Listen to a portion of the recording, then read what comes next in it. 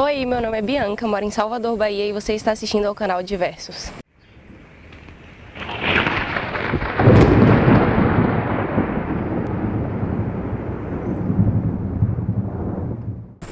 Hoje eu queria conversar com vocês sobre os caminhos do Senhor, porque a gente escuta muito aquele texto de Isaías 55 que fala que os caminhos do Senhor vão além dos nossos caminhos, e a gente costuma pensar que aceitando viver os planos dele, os sonhos dele, as coisas vão ser muito mais rápidas, muito mais fáceis. Mas a verdade é que o Senhor realmente prepara um caminho para a gente trilhar. Na verdade, quando a gente pensa nos nossos sonhos e a gente pensa num caminho até eles, a gente diz, eu tenho que fazer isso e isso e isso, e aí eu vou chegar lá. E às vezes durante o processo a gente desanima, porque a gente não pensa que vai ser um processo. O Senhor continua prezando pelos processos, o Senhor continua dando valor aos processos. Principalmente aqueles processos mais difíceis que vão levar a gente a confiar nele e entender mais quem ele é. E Êxodo 13, 17 e 18 falam assim: Quando o faraó deixou sair o povo, Deus não guiou pela rota da terra dos filisteus, embora este fosse o caminho mais curto, pois entendeu o Senhor. Se eles se depararem com a guerra, talvez se arrependam e voltem para o Egito. Assim, Deus fez o povo dar a volta pelo deserto, seguindo pelo caminho que leva ao Mar Vermelho, mesmo que os israelitas tenham saído do Egito preparados para lutar.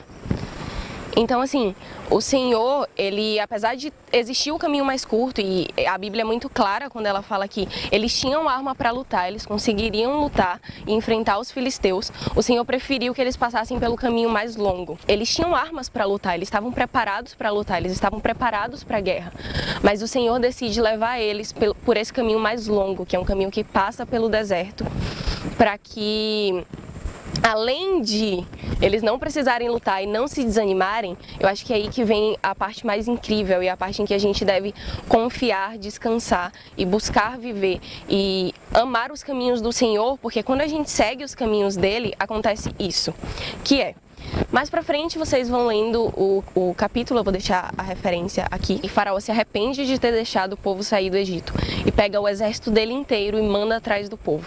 E quando isso acontece, o povo fica com muito medo, fala com Moisés. Moisés vai falar ao Senhor: olha, o povo está com medo.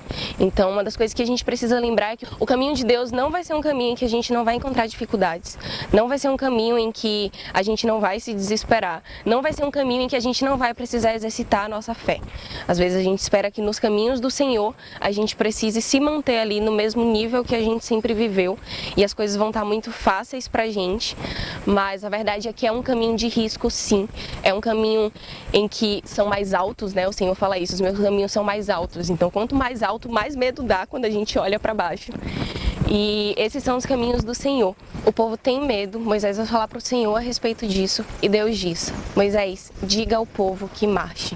Você pega o teu cajado e eu vou fazer um milagre através de você e o Mar Vermelho vai se abrir diante de vocês e eu serei glorificado na derrota contra os egípcios. E o povo obedece ao Senhor, mesmo que seja loucura, né? O Senhor basicamente diz: então, tem um exército vindo atrás de vocês, marchem para o mar.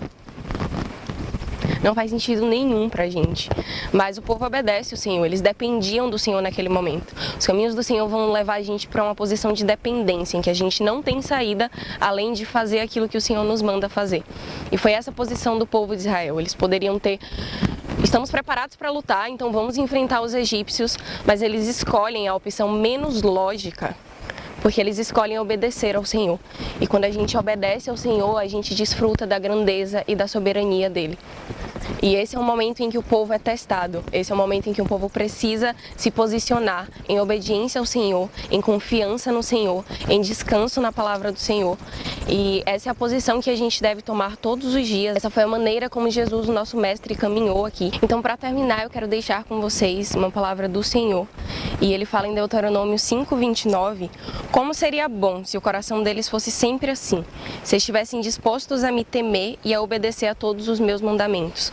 Tudo iria bem com eles e seus descendentes para sempre. Então essa é uma promessa do Senhor, a gente sabe que Ele não falha, a gente sabe que o nosso Senhor é fiel, é verdadeiro e a gente pode confiar nele, tanto em sua palavra quanto em seus caminhos. Ele não mente e Ele é um Deus bondoso, Ele nos trata como filhos e apesar das loucuras que os caminhos de Deus nos levam, que às vezes parece que a gente nunca vai sair dali, o importante é que o nosso Deus está cuidando da gente, o nosso Deus está lutando e batalhando por nós. E o final desse capítulo, o capítulo 14 de Êxodo, fala assim: Israel confiou no Senhor e nós precisamos fazer o mesmo para desfrutar das maravilhas do Senhor, dos caminhos mais altos, dos caminhos elevados e que vão além. A gente precisa confiar, obedecer e descansar, sabendo que o Senhor cuida dos nossos dias.